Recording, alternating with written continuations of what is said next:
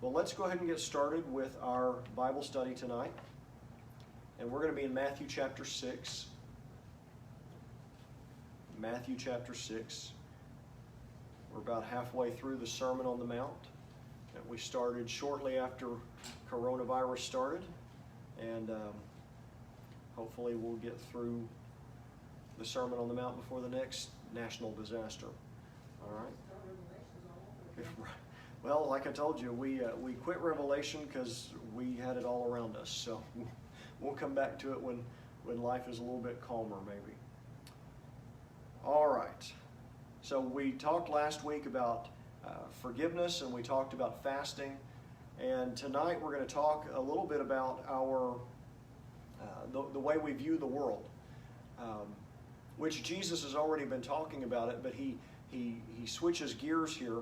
He's been talking about in things like the prayer and the fasting and the doing good deeds and some of the things that we are supposed to do.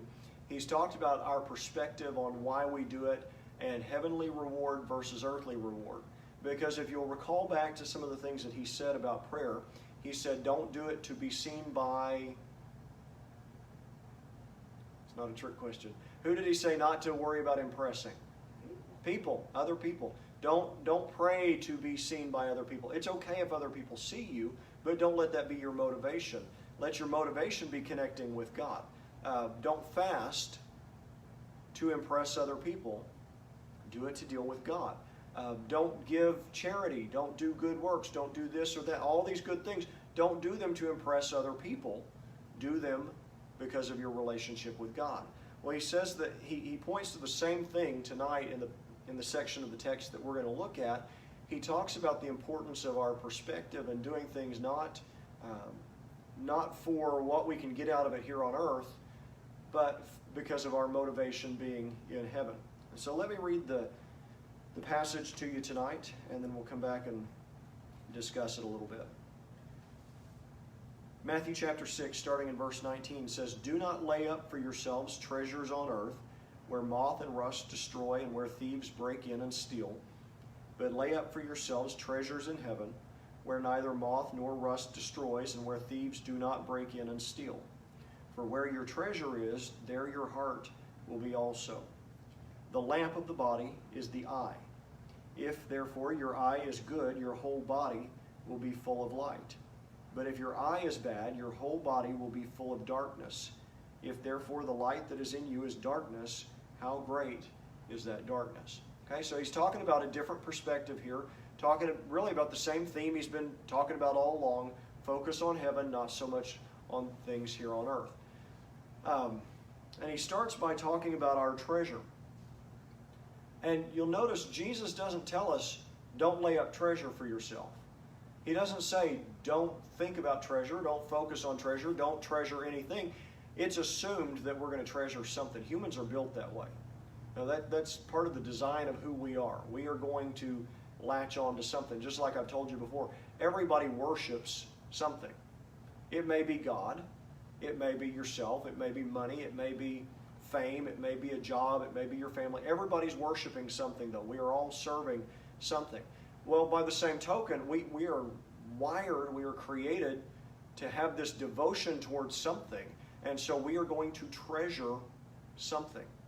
So Jesus here doesn't say, don't treasure anything. He's telling us to treasure the right things. It's assumed we're going to treasure something. And he tells us not to focus on things here on earth, but focus on things in heaven. He says, don't lay up treasures on earth where moth and rust destroy and where thieves break in and steal. Everything that we could possibly treasure here on earth has an expiration date. Everything. It has an expiration date. Some of those things may have an expiration date sooner than others, but everything we treasure has an expiration date. I spend a lot of time driving through small towns in Oklahoma. We probably all do because we live in a small town in Oklahoma, but I like to go on road trips, and so I drive through a lot of different small towns in Oklahoma, and I found that every town has, they may not have a gas station, they may not have anything else, but every town in Oklahoma has a church, and they have a cemetery for pickup trucks, right? You've seen this. Every town has somebody that just collects junk. Your neighbor. Say, yeah, some of you may live near some of these. Some of you may be these people. I don't know. I don't want to, because we're online, I don't want to say where it is, but there's a house that Charla and I drive by frequently that I thought, there's no way anybody lives there. Just because there are mountains and mountains and mountains of garbage out in the front yard. Every bit of the front yard and driveway are taken up. But no, you drive through there late at night, lights on, cars in there. How does somebody live there? But they've treasured. Now, my point is not about them treasuring the stuff. Okay, most of us would look at all of that stuff in that yard and say, that is junk. Who would want that? It's garbage. That refrigerator has not been good since Truman was in office, okay? That truck will never run again. I mean, you could send a tornado through there and the truck's still not going anywhere, okay? But you think about it, somebody at some point treasured that refrigerator. That was brand new. Somebody was excited to buy that. You think about that truck, that was somebody's baby at some point. I know how much I love my truck, and it's 20 years old. At some point, it'll be on a scrap heap somewhere. At some point, somebody's just going to use it for parts, or it's going to be sitting rusting in somebody's yard, or they're just going to crumple it up for scrap. Okay, that truck that I love so much, even that has an expiration date. My money has an expiration date. I heard on the radio today they were talking about the collapse of the dollar and whether it's imminent or not, and talking about the threat of the U.S. dollar losing its reserve currency status, which just basically means it won't be as useful or as valuable in international transactions and things like that. They're talking about our money suddenly becoming worth less. And we already see that happening. I know it when I go to the grocery store. It's not that the price of everything is going up, it's that the value of the money is going down. And so something that used to be 98 cents at Walmart is now $1.28 at Walmart, or $1.60. I mean, the prices have gone up, and it's because of inflation. The money becomes worth less. Yeah, yeah. Right, the gas prices fluctuate. It's because our money, over time, it's worth less. So my point is, this is what Jesus was talking about, that he was talking about all these things that we place so much value on here on earth. They have an expiration date. They're not going to be worth something forever. He talked about all the things on earth being subject to the moth and rust. You know, our metal things rust, our clothes, they get eaten up by moths. I walk in and stuff in the closet that I hadn't worn in a couple of years, and oh good, I fit in that again now. No, there are little holes in it because of stupid bugs that think it's a buffet. The bugs are not going to be able to fit in their clothes anymore because they have eaten so much of mine. Everything's subject to decay. And thieves can break in and steal. You know, we have security systems, but I think about it from time to time. Somebody could still break in. I bet they might be able to bypass the alarm in that area. So I put up another sensor. But these crooks are smart, and there's a way through. If there's a way through, they'll find it. And none of our stuff can we hold on to forever. And so Jesus was telling his disciples, don't treasure all of these things that aren't going to last forever. Don't treasure all these things that just decay, that lose their value, that one day are just going to be garbage or are going to be gone. He said, but lay up for yourselves treasure in heaven. Because in heaven, you don't have to worry. What you send ahead to heaven, you don't have to worry about the moth eating up. You don't have to worry about the rust corroding that. You don't have to worry about anybody getting in there and stealing that when your treasure is in heaven. And by the way, I just want to be very clear when I say the things you send ahead to heaven. All right, I am not a televangelist on here. I know we've all become televangelists because of online broadcasting and stuff, but I'm not telling you, when I say send it ahead to heaven, I'm not saying write a check to God and put my name on it, okay? I'm not talking about sending your money ahead necessarily. That may be part of it, what you want to invest financially in the spread of the gospel and supporting our missionaries and supporting the ministry of the church. All I'm talking about, though, all I'm talking about, and all I believe Jesus is talking about, is investing in the kingdom. Investing in things that are going to last. Meaning, you could spend, even your time, you could spend your time chasing dollars that eventually are going to be worth less than they are today. Or eventually you're going to die and you're going to leave them to somebody else who's probably just going to blow them. Or you can spend your time investing in the kingdom. Investing in people's lives, making a difference in people's lives for Jesus Christ. You can do that with your time, you can do that with your resources, whatever it is.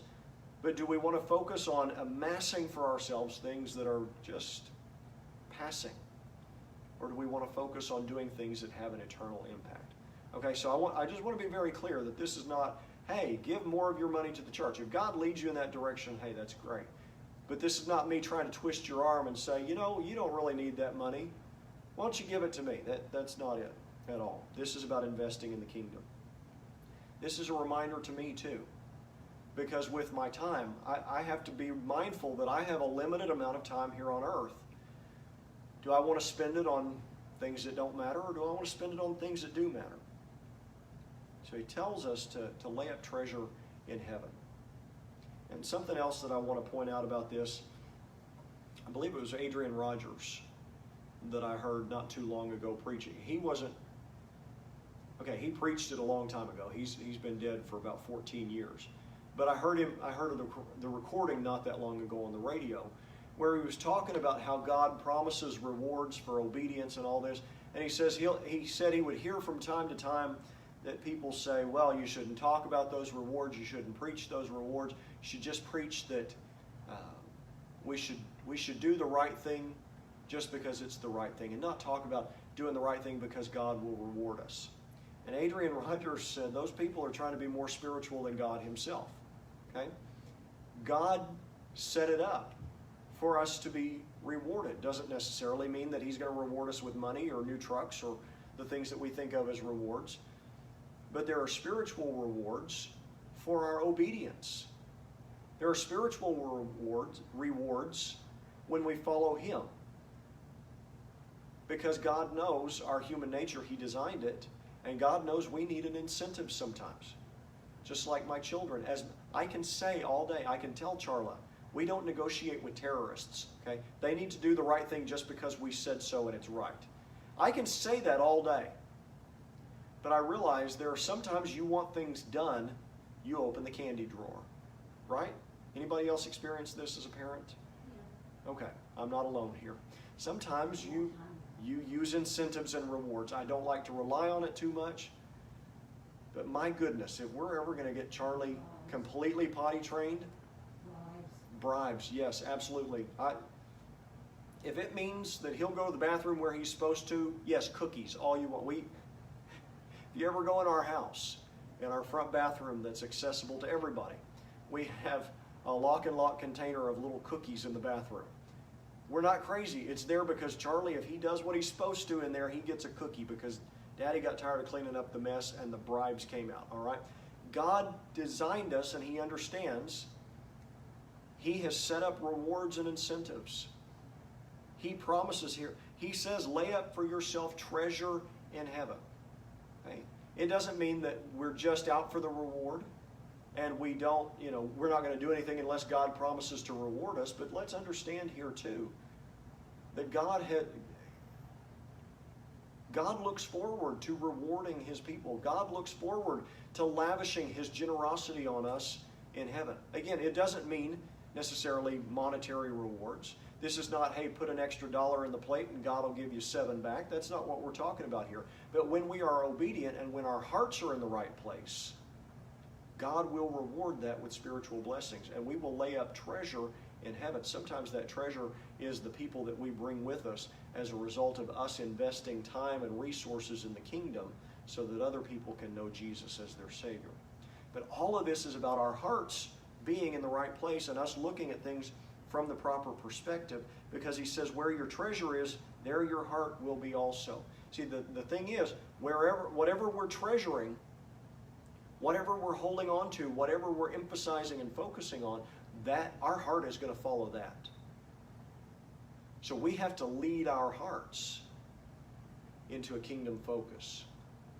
If we treasure stuff here on earth, our heart, the emphasis of our life is going to be on those things. The heart is going to follow the treasure. Whether it's to money, or fame, or power, or other earthly possessions, or whether our heart follows our treasure into a kingdom mindset and to caring about the things of God. And I want to be clear, because I keep saying that a lot, don't I? There's a lot to need to be clear about. You know, I've talked about these things before, about needing to focus on the kingdom and not focus so much on money or resources or job. And Brother Jim would always point out, well, people got to earn a living. And he's absolutely right. The Bible doesn't teach that, you know, don't work, don't try to earn anything, don't support your family. The Bible's very much in favor of working and trying to take care of your family and those sorts of things. But this is about the emphasis. This is about where our hearts are. This is about what we are focused on. And so I think it's important for us to understand that too. And in the next section, starting in verse 22, he said the lamp of the body is the eye. Basically, he's making the statement that light goes into the body through the eye. And we know that to be the case. You know, the light shines through your pupil. I wish my wife was here. She reminds me all the time, she took anatomy in college and I didn't. So she knows all the terminology. But it goes through the pupil and it hits the cornea or the retina or something in the back of your eye, and it's upside down, and then the nerve filters that out and flips it over and sends it through your brain. And I don't understand the mechanics of it, but I'm grateful it works. Okay? But the light comes in through right there. And so he calls it the lamp of the body. And he says, if therefore your eye is good, the whole body will be full of light. Now, what he's doing here is he's using this idea of the light coming in through the eye as a picture of the eye being sort of the gatekeeper, the filter. The eye is basically how we see the world. And he says if our eye is bad, if we're looking at things from a wrong perspective, then we're not going to get the light we need inside. If our eye is good, if we're looking at things through the right perspective, then what goes on in here will be right as well. Okay? If your eye is good, your whole body will be full of light. Okay? If the eye's good, all the light gets through there. If the eye's bad, your whole body will be full of darkness. And he says, if therefore the light that is in you is darkness, how great is that darkness? Don't be confused here, because he said the light is darkness, and think, how does that work? If you've ever taken a lens, and I used to have a telescope growing up. They came with all these different colored lenses, and I don't really know why. It was way too advanced for a kid my age, but you could put all these different colored lenses, and I think I had a microscope that did the same thing. All these colored lenses, and you were supposed to be able to look at things through these different colored lenses and see different aspects of things. But I noticed if you put all these colored lenses together under the microscope, at least the ones I had, or on the telescope, you couldn't see much of anything. I mean, you could see a glow there and you knew there was light, but even in the glow of that light, there was darkness in the telescope. There was darkness in the microscope. You couldn't see anything because it was a lens that was such a dark lens that even the light was hazy and obscure. And that reminds me of what he's talking about here. That if we're looking through the wrong lens, then even the light that we have inside is hazy and obscure. It's not light that's enough to illuminate anything. It's not enough light to see. It's basically, it might as well be darkness. And so what he's talking about with this whole thing is looking with the right perspective at the world. And it's all in how we see things. Do we see things from a kingdom perspective, or are we earthly minded? Are we looking at life, are we looking at the world around us from the perspective of what can I amass for myself, what can I collect? Or are we looking through the perspective of what can I do to advance the kingdom? How can I give? How can I help somebody? And this is hard sometimes.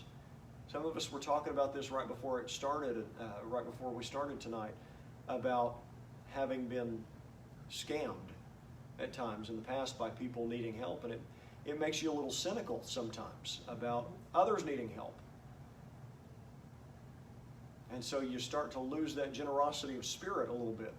I know that generosity's been kicked around in me a time or two.